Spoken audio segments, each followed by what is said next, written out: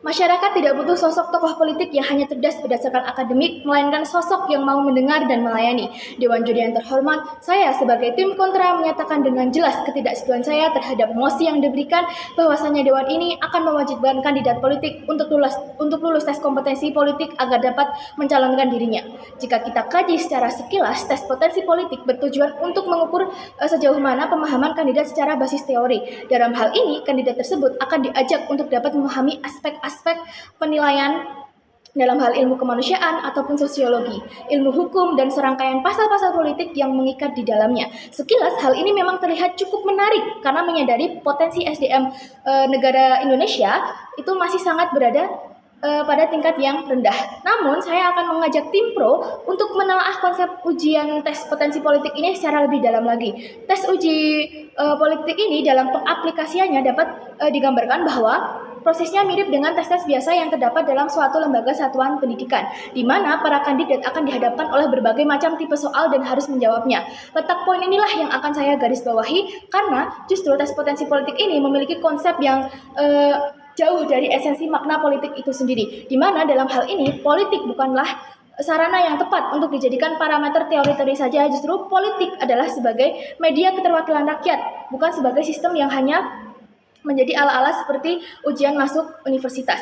Kebijakan ini akan sangat berdampak kepada orang-orang yang berperan sebagai kandidat kuat calon politik karena mereka harus mengikuti serangkaian tes ini. Namun, ada orang-orang yang akan merasakan dampak kebijakan ini lebih dalam lagi, yakni mereka orang-orang yang ingin mencalonkan dirinya sebagai kandidat politik, namun mereka tidak punya latar belakang pendidikan yang kuat.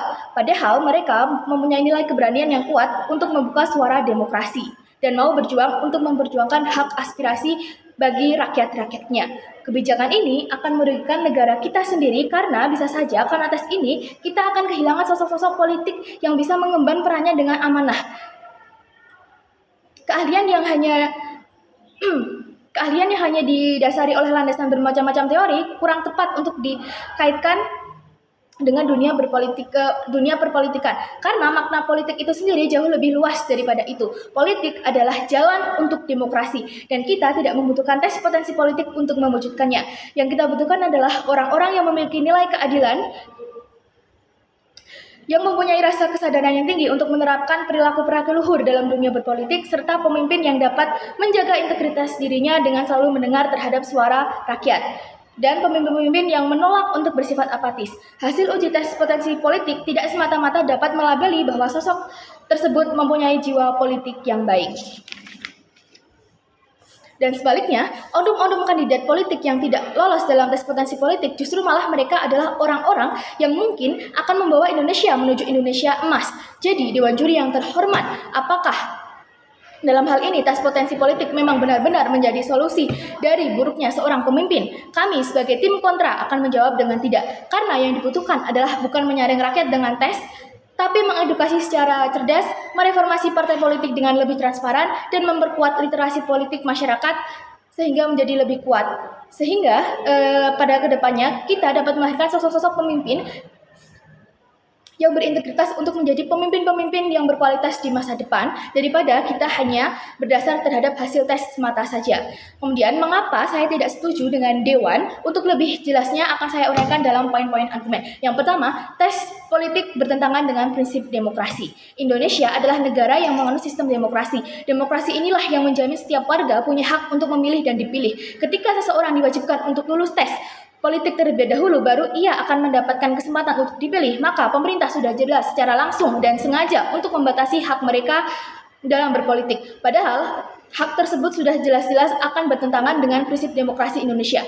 Apakah arti suatu demokrasi jika di dalamnya masih terdapat hak-hak yang sering untuk dibatasi? Politik adalah sistem keterkaitan, bukan seleksi yang berbasis intelektual.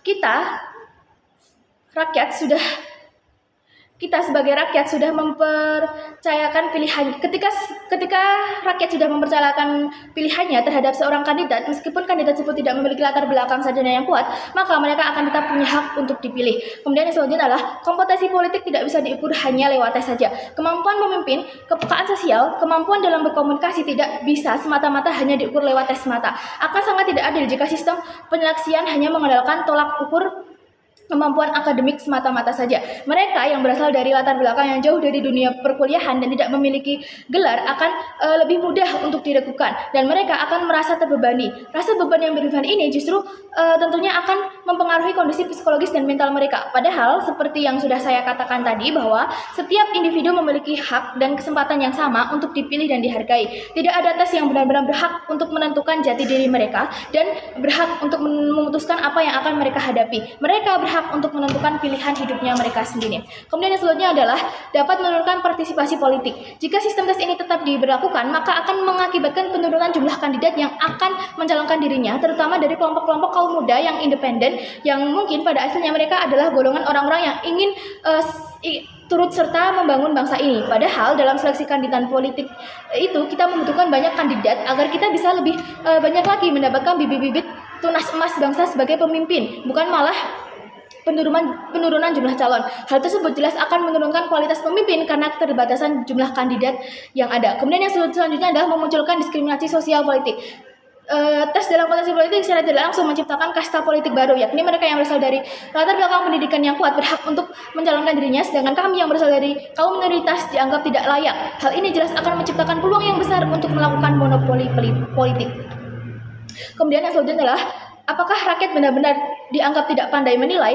Tes ini seolah-olah menganggap bahwa penilaian rakyat tidak tepat dan semua diorganisasi oleh pemerintah semata. Padahal negara Indonesia adalah negara bersama yang berdaulat, bukan milik pemerintah. Jadi sudah seharusnya melibatkan semua komponen negara tanpa terkecuali untuk urusan pemerintahan. Dan Dewan Juri yang terhormat, kami sebagai tim kontra menolak mosi ini dengan tegas karena kami percaya bahwa demokrasi adalah sistem yang dibangun atas kesetaraan hak, keterwakilan rakyat, dan partisipasi semua warga, bukan hanya mereka yang lulus tes saja. Tes potensi politik ini pada dasarnya justru malah mengancam politik demokrasi yang paling mendasar, bahwa semua warga negara tanpa memandang latar belakang, pendidikan, status sosial berhak untuk mencalonkan dirinya sebagai rakyat. Terima kasih. Wassalamualaikum warahmatullahi wabarakatuh.